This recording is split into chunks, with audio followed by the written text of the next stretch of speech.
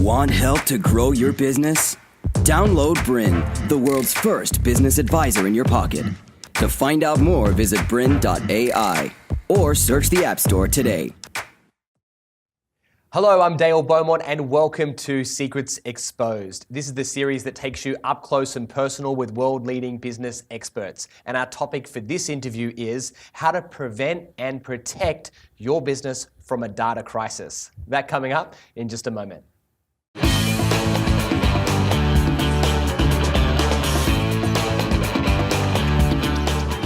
My special guest today is successful entrepreneur Peter Moriarty, and our topic for this interview is how to prevent and protect your business from a data crisis. And here's a man that has dealt with this many times before. He runs a company called IT Genius and supports thousands of businesses, and I would probably say not a day goes by where he doesn't deal with some type of an issue or drama. Now, of course, they say prevention is better than cure. So what we're going to do in this episode is focus on how to stop data crisis from happening.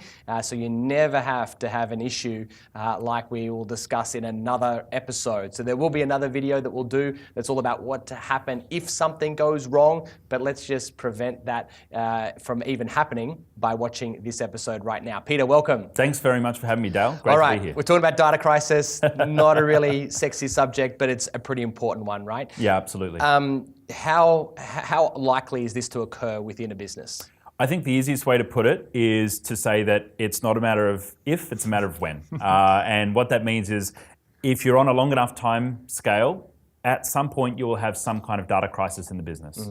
All right, and we're going to define exactly what that is. In fact, let's do that right now. What is a data crisis? What is a data crisis? Look, there's the two key data crises that might happen in a business. One is a malicious attack where data is breached. So that might be your personal intellectual property that's been breached and been exposed somehow to someone outside the business. It might be customer data or customer information that's been breached. Or the other kind of data crisis is data loss. And that's somehow you've lost data. So you had data internally in the business, now you don't have data, whether a backup failed or a drive failed or something happened. But they're really the two key ones. Any kind of data crisis will fall under those kind of two umbrellas. One will be a malicious attack of some sort, and the other is something bad that happened, and now you've lost data that you needed. Okay, now, what are the consequences if someone goes, that won't happen to me?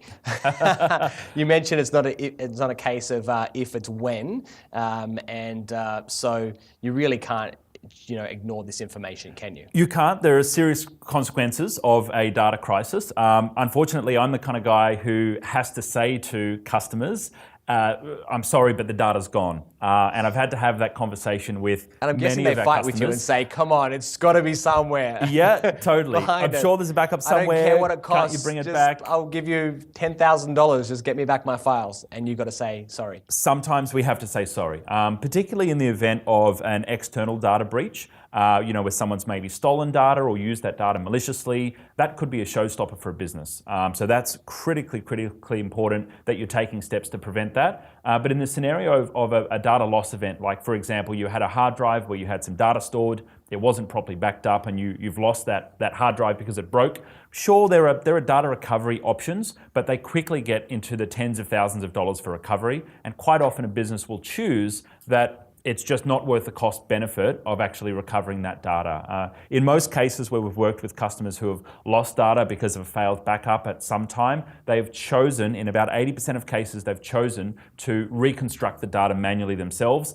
And they may have just lost 3 or 5 years of business data, which could take months and months to reconstruct. So we're talking about really serious issues here and a big risk to the business if it's not managed properly. Right. I'm paying attention. So, all right. Good. Now, let's talk about what things make up a data crisis. So we've got a few different categories here. Yep. We've got documents, we've got emails, we've got websites, we've got your CRM or customer relationship management software, we've got passwords. Do you want to quickly just run through what these things are? Yeah, you've really identified what some of the key areas are that you can have as a potential point of a data crisis. So losing emails might be having a staff member leave and having them delete their mailbox, or maybe their emails are misplaced because your email system crashed. And of course, emails have customer data, they have quotes that you've sent to customers, they've had maybe agreements that you've got with some of your customers or suppliers.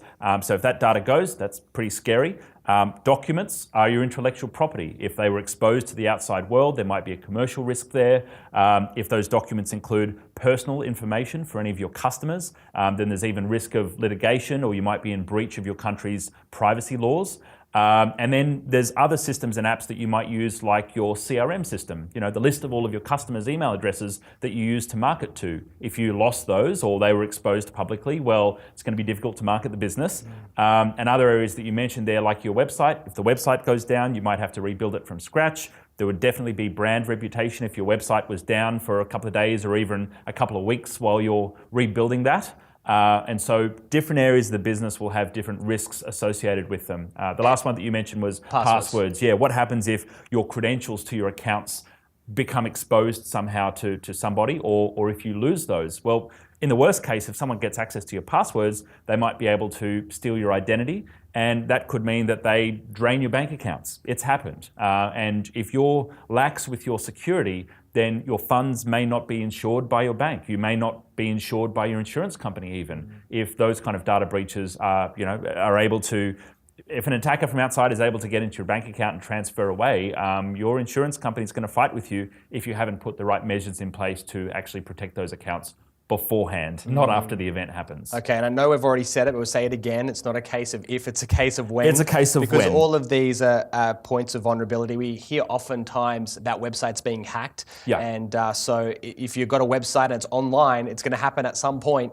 and oftentimes it's not even necessarily a person that's going after you specifically, but they write programs that basically hack websites. It would likely be an automated scale, bot. Right? Yeah, a lot of the security breaches that happen now, phishing scams where someone sends you an email and you click on the link and it accesses your account, most of the time they're completely automated because they're done en masse to millions and millions of people, and they look for the couple of dummies that go along for the trick or accidentally, just that by accident, click on the wrong link and make it happen. I think it's important to note at the outset that this is not about making sure you're 110% compliant with every single best practice in protecting your data. Everybody's got a threshold of how willing they are to put the effort in, how much money you're willing to spend on backups, how many different layers of protection that you want to have for your different systems. What matters is that, listening to this episode is finding the balance between convenience and security and protection. Because there's a seesaw, and everybody has their line of how convenient they want it to be, and also how much they're willing to invest in protecting their data or protecting their business from a data crisis. Okay, because the reason why I made that point before is that sometimes people think, but I don't have any enemies, I'll be fine. But you don't even, everyone, you can be fine. Oh, you do. I promise you have enemies. If you think you don't, you do. But it could be someone that is just, or it's a software program that's just going after people. Look, there's all kinds of motivations. There's a real rise right now of something called ransomware, which is an application which will infect a computer, whether it's a Mac or a PC. Thankfully, right now, Chromebooks are still immune, which is pretty good if you're in the Google world. But what ransomware will do is it will encrypt all the files on your computer. It will go into your USB backup if you've got it plugged in and encrypt those files on the backup as well, and then demand a ransom to decrypt your data and actually get the data back. Really? Yeah, and that ransom might be, typically it's between $300 and about $2,500, $3,000 for a business. But we've had customers who have had to pay that ransom because they didn't have the right backup protections in place. So that's really popular, and that's a very clear pathway for that attacker. Even though it's an automated bot, there's still someone behind it. That's a very clear pathway for that attacker to profit from impacting your data. And so don't think that people are writing viruses and scripts and hacking websites just because they feel like it or because they want to see the world burn. There's actually a commercial benefit in this, and many of the crime syndicates all over the world actually control some of these hacking groups, which then deploy these kind of tools and methodologies. And there's the more old school ones as well, like someone sends you a link, you accidentally put in your bank details and they clear out your bank account. That's a pretty obvious one, but they're getting more and more sophisticated. So if you don't think you have enemies right now, know that there are people out there and there are applications out there that are right now trying to attack your website, right now trying to get into your email account, right now sending your staff dodgy links that they might just click on and expose their account and therefore your business. And of course, the risk which we'll go into later on is that with regards to your CRM system, that's all of your customer information. Yeah. And once your customers are aware that there has been a breach, you can pretty much expect a lot of them. Could be a PR disaster. It could completely tank a business. If you look at companies like Sony that had an absolutely massive data breach, if you look at all kinds of companies. I don't even need to name them because there's so many where it's happened to. The confidence is lost in that brand. Yahoo had every single email address in their whole database hacked. There was something like 20 gigabytes of databases and usernames and passwords were downloaded. And at that time, they were in the process of actually selling their company to somebody else. And that downgraded the valuation of their business by, I think, $500 million. It was multiple $100 million that the valuation was downgraded by because of that data breach. Just crazy. I'm scared enough. So now the rest of this interview is all going to be about prevention and protection. We're going to go through each of these kind of one at a time and give you specific tools, specific things that you can do to make sure that your data is protected. So we're going to take a short break. Back in a moment. Welcome back to the next part of our interview with Peter Moriarty, where we're talking about how to prevent and protect your business from a data crisis. Now we're going to get into solutions and talk about specific areas where there could be problems, but what specific steps that you can take to make sure your business is protected. All right, we're going to first of all talk about documents and making sure documents are protected. So what do we need to know first of all about protecting our documents? Look, I think ideally, The rule with backups is your data is not safe unless it's in at least 3 places at any one time. Okay. So if a piece of data is not in at least 3 places at any one time, it's at risk. It's not safe. Got it. Because, look, at an absolute minimum 2, but ideally we look for 3 just in case one backup wasn't working on a particular day or, you run into some bad luck. So the first question you can ask yourself is your data in 3 places? Is every piece of my data in 3 places? Because most people would have, I've got files on my computer, and then if you're smart, one place. Yep. I'll have an external hard drive, I'll plug in, maybe once a week, and I'll make sure that there's a backup happening. And that's probably, I'd say, 90% of businesses. That's probably 90% probably of half businesses. of people are doing just their computer, and then maybe another 40% are backing up. But that's where most people stop, right? Yep, and here's an immediate problem with that.